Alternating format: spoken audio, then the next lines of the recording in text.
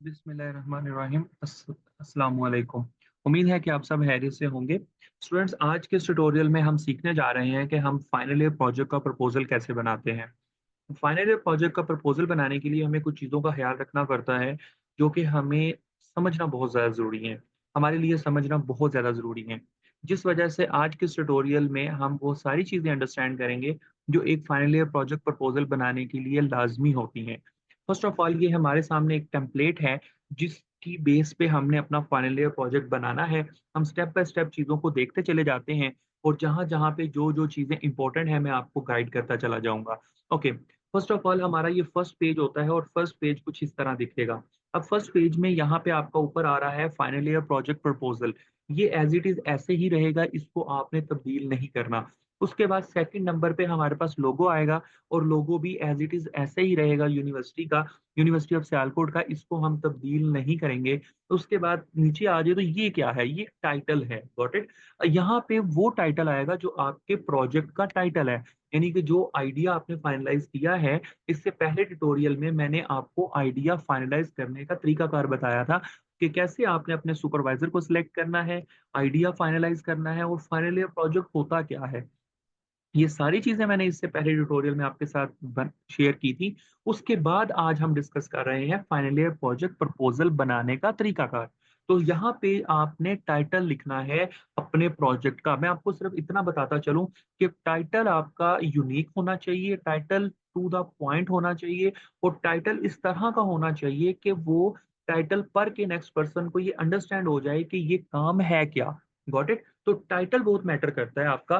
किसी भी प्रोजेक्ट का जो टाइटल होता है वो इस तरह मैटर करता है कि वो इतना यूनिक और इतना अट्रैक्टिव होना चाहिए और इतना सिंपल होना चाहिए कि नेक्स्ट पर्सन जब उसको देखे, पढ़े तो उसको अंडरस्टैंड हो जाए कि भई इस प्रोजेक्ट में ये काम हो रहा है, ठीक है? तो टाइटल आपने यहाँ पे लिखना है, जो भी टाइटल ऐसे ही आएगा और उसके नीचे आपका जो भी टाइटल होगा एक्स, वाई, ज़ेड की जगह पे वो आपका टाइटल एग्ज़ैक्ट आ जाएगा और ये सेंटर अलाइनमेंट के साथ आएगा।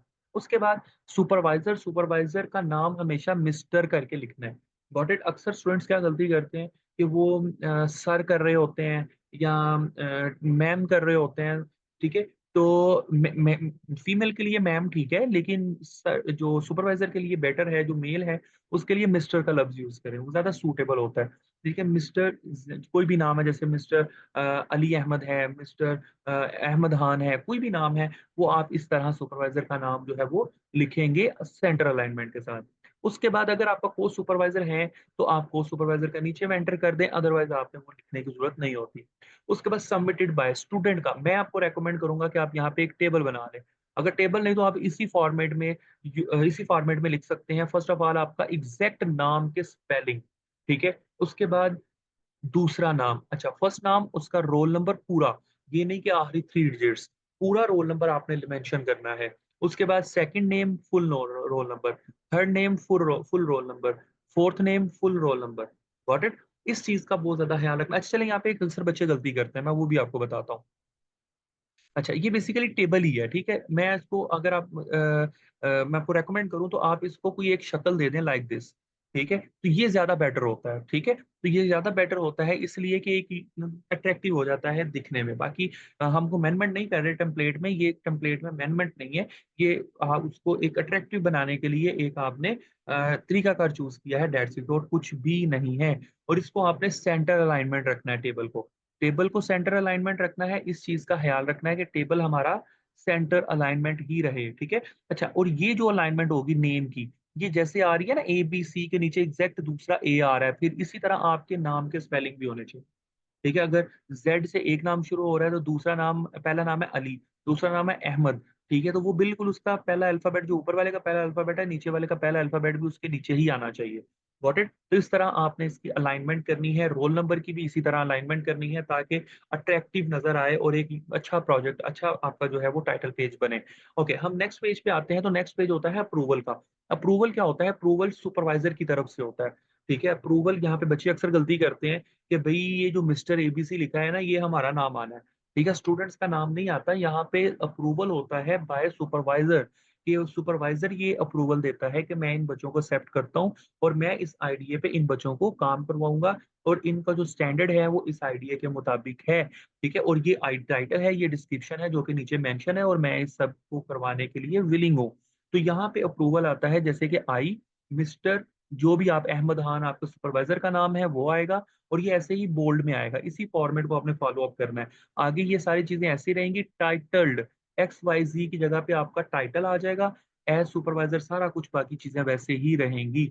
ओके, डेट ऐसे ही रहेगी, सुपरवाइजर सिग्नेचर ये भी ऐसे ही रहेगा, डेट सबमिशन भी ऐसे ही रहेगी। ओके, नेक्स्ट मूव करते हैं। तो नेक्स्ट मूव आपका आता है टेबल ऑफ कंटेंट।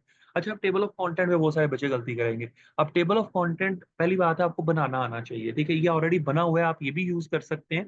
ये सारे पॉइंट्स तो हमने कवर करने ही करने हैं ना आगे चल के, लेकिन आप ये ऑलरेडी बना हुआ है, आप इसी को भी यूज कर सकते हैं, लेकिन इसको फिर आपको अपडेट करना पड़ेगा क्योंकि जब आप आगे चलेंगे तो ये जो पेजेस हैं ये पेजेस चेंज हो जाएंगे, ठीक है? इसको टेबल ऑफ कंटेंट को बनाने के लिए मैंने ऑलरेडी ट्यूटोरियल बना रखा है, हमारी प्लेलिस्ट में मौजूद है, आप वो देखिएगा और आपको टेबल ऑफ कंटेंट भी बनाना आ जाएगा। अगर आप इसी को यूज करना चाह रहे हैं तो आप जब नीचे सारा काम कर लें तो उसके बाद आप वापस आके जब फाइनल वर्जन बनाने लगे तो आप यहाँ पे आके तो एंटायर टेबल के ऊपर क्लिक करेंगे तो ये बिल्कुल एग्जैक्ट आपके पास टेबल का यहाँ पे एंटायर टेबल पे क्लिक करेंगे तो ये अपडेट हो जाएगा। तो जो आपने नीचे काम किया होगा उसके अकॉर्डिंग पेज नंबरिंग आ जाएगी। इस चीज का बड़ा ख्याल रखना है। अक्सर बच्चे ये गलती करते हैं, नीचे कुछ और पेज पे टॉपिक होता है, ऊपर वाले को अपडेट नहीं करते, वो फॉर्मेट के मुताबिक रख देते हैं, जिस वजह से फिर वो बाद में आपका मसला आता है, वो रिजेक्शन हो जाती है कि ये चीज गलत है। ओके, नहीं तो अदरवाइज टेबल ऑफ कंटेंट आपने न्यू से बनाना है तो वो भी आप बना सकते हैं, उसका ऑलरेडी ट्यूटोरियल मैंने शेयर कर रखा है। ओके, नेक्स्ट मूव करते हैं। तो नेक्स्ट पेज होता है, अच्छा ये एक चीज बताता चलूं, टेबल ऑफ कंटेंट का एक सेपरेट पेज होता है। कुछ बच्चे क्या करते हैं, वो लिस्ट ऑफ फिगर को इसके नीचे ले आते हैं, ऐसा नहीं करना, ठीक है? आपने इसको नेक्स्ट पेज पे ही रखना है, लिस्ट ऑफ फिगर को। लिस्ट ऑफ फिगर होती क्या है? जो डायग्राम्स होती हैं, डायग्राम्स के नीचे, हर डायग्राम के नीचे एक फिगर होता है, ठीक है? उस फिगर का जो कैप्शन होता है उसकी यहाँ पे लिस्टिंग होती है, ठीक है? लिस्ट ऑफ फिगर कैसे बनाते हैं इसके ऊपर भी मैंने ट्यूटोरियल बना रखा है और वो बता रखा है कि उस ट्यूटोरियल में हम कैसे लिस्ट ऑफ फिगर क्रिएट करते हैं। तो सिंपल है, आसान है, आप वो ट्यूटोरियल देखने के बाद लिस्ट ऑफ फिगर आसानी से बना सकते हैं। तो फिगर 1 का नाम और ये किस पेज पे है, ये एक अलहदा पेज के ऊपर ये सारा बनता है। देखिए, अगर आपकी कोई फिगर नहीं है तो आप इसको पेज को स्किप भी कर सकते हैं। अगर आपकी फिगर है, चाहे एक भी है, तो आपने इस तरह बनाई है, अगर 2 है, 10 है, 5 है, तो वो सारी इधर आ जाएंगी, उनके कैप्शंस आ जाएंगे और पेज नंबर्स आ जाएंगे। ओके, उसके बाद आता है list of table. List of table क्या होता है कि अगर आपने कोई टेबल ऐड किया होगा आगे, ठीक है, जैसे एक्टिविटी इंडेक्स का टेबल होगा लाजमी, ठीक है, किस पेज नंबर पे या 6 पे, जब कोई टेबल आप ऐड करते हैं तो उसके नीचे भी कैप्शन देना होता है और उस कैप्शन का रेफरेंस आपने यहाँ पे डालना होता है। और टेबल लिस्ट ऑफ टेबल कैसे बनाते हैं उसकी भी मैंने ऑलरेडी ट्यूटोरियल बना रखा है, आप हमारी प्लेलिस्ट में जाके वो ट्यूटोरियल जो है वो विजिट कर सकते हैं, देख सकते हैं। ओके, उसके बाद हम नीचे आते हैं, यहाँ से हमारा मेन काम शुरू होता है। जैसा कि प्रोजेक्ट टाइटल में आप अपना सिंपल टाइटल लिखेंगे, जैसे यहाँ पे ई कोड लिखा है, क्लियर? उसके बाद 1.1 इंट्रोडक्शन। 1.1 इंट्रोडक्शन का मतलब है कि आपने यहाँ पे अपने प्रोजेक्ट का इंट्रोडक्शन लिखना है। अच्छा, इंट्रोडक्शन में वो सारी बातें आएंगी आपके प्रोजेक्ट की जो आपने अपने सुपरवाइजर से डिस्कस की, जो आपका प्रोजेक्ट कहता है, जो आपका प्रोजेक्ट जिस पे बेस करता है, ठीक है? इंट्रोडक्शन आपने थोड़ा लेंथी भी हो सकता है, ठीक है, लेकिन ज्यादा लेंथी नहीं करना। इंट्रोडक्शन को इस तरह लिखना है कि उसको पढ़ने के बाद ये अंडरस्टैंड हो जाए कि आपका प्रोजेक्ट क्या है, क्लियर? तो इंट्रोडक्शन इतना लिखना है कि आप उसको एलेबोरेट कर सको। कुछ बच्चे क्या करेंगे, 2-3 लाइनों में बस इंट्रोडक्शन खत्म, ठीक है? या फिर कुछ बच्चे क्या करेंगे जी पूरे 2-2 पेजेस का लिख देंगे, ऐसा नहीं होता। आपने लिमिटेड लिखना है और लिमिटेड लिखने के बाद उसमें वो बात क्लियर हो, ठीक है? क्लियर आपका इंट्रोडक्शन, आपके प्रोजेक्ट का इंट्रोडक्शन क्लियर इमेज नजर आए, ठीक है? उसके बाद सेकंड हेडिंग होती है प्रॉब्लम इन एग्जिस्टिंग सिस्टम। आप जो एग्जिस्टिंग सिस्टम की प्रॉब्लम क्या है, ठीक है, यानी कि जो आप, जैसे मैंने बताया था कि आपने आइडिया सेलेक्ट करते हुए प्रॉब्लम स्टेटमेंट पे बड़ा फोकस रखना है कि आपका जो आइडिया है, जो आप प्रोजेक्ट करने जा रहे हैं, उसकी प्रॉब्लम स्टेटमेंट क्या है भाई, ठीक है? आप किस प्रॉब्लम पे काम कर रहे हैं। और प्रॉब्लम स्टेटमेंट का एक अच्छा तरीकाकार बताऊं क्या होता है, आप प्रॉब्लम स्टेटमेंट को पॉइंट्स में लिखो, क्लियर? पैराग्राफ की सूरत में ना लिखो, ठीक है? प्रॉब्लम स्टेटमेंट पॉइंट्स में लिखी जाएगी ना तो अच्छे तरीके से एलेबोरेट होगी, ठीक है? ये एक अच्छा वे होता है किसी भी प्रॉब्लम स्टेटमेंट को लिखने का, ठीक है? तो प्रॉब्लम स्टेटमेंट को पॉइंट्स में लिखो तो ज्यादा बेटर है। बेशक थोड़ा बहुत आप पैराग्राफ की शक्ल भी दे दो, लेकिन जो मेन मेन पॉइंट्स हैं, मेन मेन बातें हैं, या जो मेन एग्जैक्ट प्रॉब्लम स्टेटमेंट है उसको पॉइंट्स में लिख लो, बाकी ऊपर आप थोड़ा सा उसका हवाला जो है वो पैराग्राफ में भी दे सकते हो। ये एक अच्छी अप्रोच होती है। उसके बाद नेक्स्ट मूव करते हैं तो प्रपोज सिस्टम। अब प्रपोज सिस्टम की हाइडिंग क्या कहती है? प्रपोज सिस्टम की हाइडिंग में आपके पास पहले तो आपने प्रपोज सिस्टम को एक पैराग्राफ की शक्ल में बताना है कि हम ये जो ऊपर हमने प्रॉब्लम बताई है ना, इस प्रॉब्लम को हम इस तरीके से हल करेंगे। ये है प्रपोज सिस्टम। ठीक है, इस प्रॉब्लम को हल करने का तरीकाकार, ठीक है, प्रपोज कौन सी मेथोडोलॉजी यूज करेंगे, कौन सा एल्गोरिदम यूज करेंगे, ठीक है, कौन सी टेक्निक्स यूज करेंगे, किस मेथड को लेके चलेंगे, ठीक है, ये सारा आपने पहले पैराग्राफ की शक्ल में बताना है। और फिर उसके बाद आपने प्रपोज सिस्टम में फ्लो चार्ट ऐड करना होता है। फ्लो चार्ट होता है कि आपके सिस्टम का पूरा फ्लो। Got it? तो यहाँ पे प्रपोज सिस्टम में फ्लो चार्ट भी आएगा। ठीक है, कुछ बच्चे ये भी गलती करेंगे कि उनको यानी कि यहाँ पे लिखा है जस्ट एक प्रपोज सिस्टम, वो पैराग्राफ की शक्ल लिख देंगे। लेकिन एक फ्लो चार्ट एक अच्छी अप्रोच होती है कि पहले ये स्टेप होगा, फिर ये स्टेप होगा, फिर ये मॉड्यूल आएगा, फिर ये मॉड्यूल आएगा, फिर ये वाला मॉड्यूल आएगा, और हमारा इस तरह एक एक्टिविटी, एक एप्लीकेशन बन जाएगी। यानी कि हमारा प्रोजेक्ट इस तरह फ्लो कर रहा है। तो फ्लो चार्ट ऐड करें तो ज्यादा अच्छी अप्रोच है। मैं आपको ये सजेस्ट करूंगा कि फ्लो चार्ट होना चाहिए, ताकि आपका अच्छा से एक व्यू, नेक्स्ट पर्सन जब आपका डॉक्यूमेंट देखे तो उसकी नजर में एक अच्छा सा व्यू आए। ओके, नेक्स्ट मूव करते हैं। तो नेक्स्ट मूव में आपके पास मेन मॉड्यूल्स आते हैं। अब मेन मॉड्यूल्स क्या होते हैं? मेन मॉड्यूल्स वो सारे मॉड्यूल होते हैं आपकी एप्लीकेशन के जिनके ऊपर आपकी एप्लीकेशन बेस कर रही होती है। ठीक है, तो वो मॉड्यूल्स हैं, लॉग इन करना, साइन अप करना, ठीक है, फिर उसके बाद आपके मेन्यू एक्टिविटी का आना, फिर उसके बाद कोई ऑथेंटिकेशन हो रही है वो होना। जितने भी मेन मॉड्यूल्स हैं वो सारे के सारे आपने मेंशन करने हैं। और कोशिश करें कि इन सब मेन मॉड्यूल्स को पॉइंट्स की शक्ल में, बुलेट्स की शक्ल में लिखें। और बुलेट्स की शक्ल में लिखने के बाद हर मॉड्यूल को एक एक डेड लाइन में एलेबोरेट करें। ठीक है, ताकि नेक्स्ट पर्सन जब आपके डॉक्यूमेंट को पढ़े तो उसको मॉड्यूल पढ़ने के बाद उसकी ब्रीफिंग भी पता चले कि इस मॉड्यूल में होगा क्या। Got it? तो जितने भी आपके मेन मॉड्यूल्स हैं वो सारे के सारे आपके मेन मॉड्यूल वाली हाइडिंग में आ जाएंगे। फिर उसके बाद आता है एक्सपेक्टेड आउटकम्स। एक्सपेक्टेड आउटकम का दूसरा नाम रिजल्ट भी है। ठीक है, यानी कि आपका इस काम को करने के बाद आउटपुट क्या आएगा।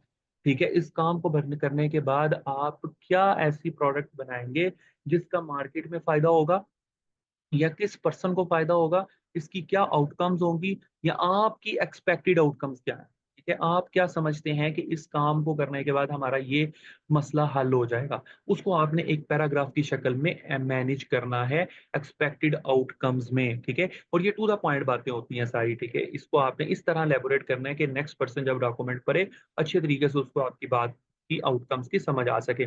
नेक्स्ट वन आता है टूल्स एंड टेक्नोलॉजी। अब टूल्स एंड टेक्नोलॉजी क्या चीज है? टूल्स एंड टेक्नोलॉजी का मतलब है कि इस काम को करने के लिए आप कौन सा टूल इस्तेमाल करेंगे। जैसे कि आप एंड्रॉयड एप्लीकेशन का कोई काम कर रहे हैं, चलिए आप एक मोबाइल एप्लीकेशन बना रहे हैं। तो मोबाइल एप्लीकेशन बनाने में आप मैड मोबाइल एप्लीकेशन में टूल कौन सा हो गया? टूल्स आपका एंड्रॉयड स्टूडियो हो जाएगा। ठीक है, उसके अलावा आप टूल कौन सा यूज कर लेंगे? लाइक आपने कोई पीएचपी बना है, पीएचपी यूज करनी है तो उसके लिए, या पाइथन यूज करनी है तो पाइचॉम यूज कर लेंगे। मशीन लर्निंग के लिए आप कोई और टूल यूज कर लेंगे, जैसे कि लाइक फॉर एग्जांपल एनाकोंडा है, या उसके अंदर फिर जुपिटर है। तो ये सारे टूल्स हैं। ठीक है, या आपने कोई यूनिटी का काम किया है, कोई ग्राफिक का काम किया है, या 3D का काम किया है, तो उसके लिए यूनिटी टूल होगा। तो ये सारे टूल्स आपके जो है वो टेक्नोलॉजीज में आपके पास बैक एंड फ्रंट एंड कैसे बनाएंगे, कौन कौन सी लैंग्वेजेस होंगी। ठीक है, ये सारी चीजें आपने यहाँ पे फ्रंट एंड बैक एंड के अकॉर्डिंग अपने प्रोजेक्ट की बतानी है टूल्स एंड टेक्नोलॉजीज में। Got it? इसके बाद हम नेक्स्ट मूव करते हैं। तो नेक्स्ट आखिरी आपके पास दो चीजें रह गई। Last one, second last is the activity index. अब अक्सर बच्चों को एक्टिविटी इंडेक्स का नहीं पता होता। एक्टिविटी इंडेक्स जो है वो ये होता है कि आपकी जो सारी जैसे मेन मॉड्यूल्स है ना सारे, ठीक है, उसी तरह ये आपकी, आप पहली एक्टिविटी पे कितना टाइम लगाएंगे और कब डिलीवर करेंगे उसको। यानी कि आपने अपना पूरा मैप बताना है पूरे साल का।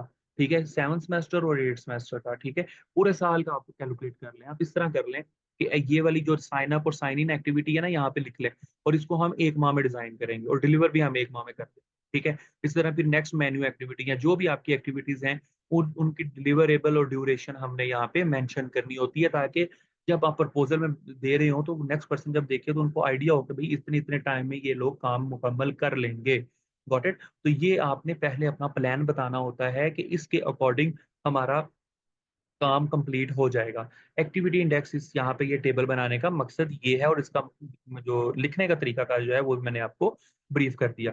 लास्ट वन है आपके पास रेफरेंसेस। अच्छा, रेफरेंसेस अब रेफरेंसेस आपके कोई रिसर्च कर रहा है अगर, तो उसने कोई रेफरेंस देना है कि हमारा जो काम है वो फलाँ चीज़ के साथ मैच कर रहा है, या फलाँ रिसर्च पेपर के साथ मैच कर रहा है, या फलाँ वेबसाइट के साथ मैच कर रहा है, या फलाँ एप्लीकेशन के साथ मैच कर रहा है। तो उसके जो रेफरेंस लिंक्स होते हैं वो आप यहाँ पे ऐड करते हैं, ठीक है? वो आपके काम को और ज़्यादा सपोर्ट करते हैं, ठीक है? ताकि आपके रेफरेंसेस यहाँ पे हों, फिर उन रेफरेंसेस की बेस पे आपके डॉक्यूमेंट या आपके काम को जज किया जाता है और आपकी एक वर्थ बढ़ती है कि इस इन्होंने चीज़ों को स्टडी किया, पढ़ा, फिर उधर से ये प्रॉब्लम्स फाइंड की और ये उनके रेफरेंसेस हैं। ठीक है? तो इस तरह आप रेफरेंसेस को ऐड करते हो और रेफरेंस ऐड करने का भी तरीकाकार होता है।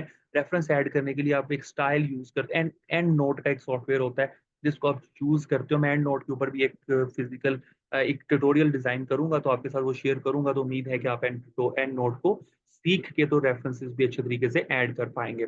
इस तरह आपका एक फाइनल प्रपोज़ल रेडी हो जाएगा और फाइनल प्रपोज़ल रेडी होने के बाद आप आगे नेक्स्ट अपने प्रपोज़ल डिफेंस की तरफ मूव कर जाएँगे। उम्मीद है कि आप सबने बहुत अच्छे तरीके से इसको अंडरस्टैंड किया होगा। अगर कोई कन्फ्यूजन, कोई प्रॉब्लम है, तो कमेंट सेक्शन में आप हमसे पूछ सकते हैं। अगर कोई किसी किस्म का इश्यू आपको है, आप हमारे व्हाट्सएप पे कॉन्टैक्ट कर सकते हैं। हम इंशाल्लाह आपको गाइड करेंगे। अपना ख़्याल रखिएगा, हमारे चैनल को सब्सक्राइब कर दीजिएगा और लाइक एंड शेयर करना ना भूलिएगा। Thank you so much. जज़ाकल्लाह खैर।